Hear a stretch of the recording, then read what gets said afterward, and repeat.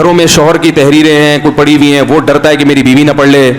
ہیں, اور موبائل کہیں رکھ کے نہیں جاتا, اس کو ڈر ہوتا ہے میری بیوی میرے سارے موبائل پڑھ لے گی, دیکھ لے گی, اور بیوی کو ڈر ہوتا ہے کہ ذرا سا میں نے موبائل چھوڑا تو شوہر کیا کرے گا, سارے میرے موبائل کے سارے SMS دیکھ لے گا.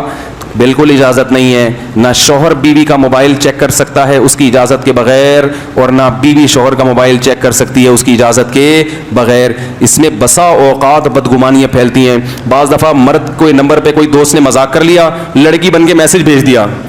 بیگم نے دیکھ لیا, اب قیامت تک اس کو سمجھاتے رہیں کہ میری اس سے کوئی دوستی نہیں ہے, وہ یقین نہیں کرے گی,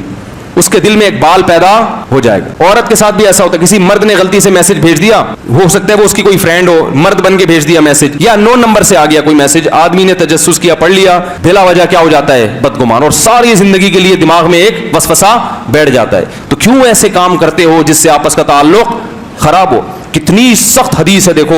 آپ صلی اللہ علیہ وسلم نے فرمایا جب سفر سے واپس آؤ تو شہر میں داخل ہونے سے پہلے اپنے گھر والوں کو اطلاع دے دو کہ میں آ گیا ہوں. اچانک چھاپے مارنے کی اجازت نہیں ہے. لوگ کیا کرتے ہیں, ہم سفر سے آ رہے ہیں اور چپکے سے آئیں گے, پتہ ہی نہ چلے, تاکہ اگر میری بیگم کو غلط کری تو پکڑی جائے. تو ٹھیک ہے, پھر آپ بھی غلط کر رہے ہو نا, تو یہ دعا کیا کرو کہ اللہ میں بھی پکڑا جاؤں. نہیں آ رہی بات میرا خیال, یعنی پھر یہ نیت کیا کرو کہ اللہ میں جب بھی کوئی گناہ کروں تو کیا کروں, میں پکڑا جاؤں. تو جیسے بیوی کے بارے میں, اپنے بارے میں آپ نہیں چاہتے کہ میں کوئی غلطی کروں تو پکڑا جاؤں, تو بیوی کے بارے میں کیوں چاہتے ہیں کہ غلطی کرے تو پکڑی جائے وہ.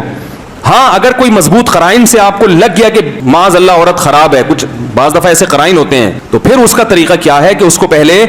اطلاع دی جائے کہ بھائی دیکھو کچھ وسوسے آ رہے ہیں, دماغ میں کچھ ایسی اطلاعات آ رہی ہیں, تو مجھے پتہ ہے کہ تم خراب نہیں ہو, لیکن شیطان کو موقع مل جائے گا تعلقات خراب کرنے کا, لہٰذا اس سے پہلے کہ ہمارے تعلقات خراب ہوں میں آپ کا موبائل چیک کرتا رہوں گا.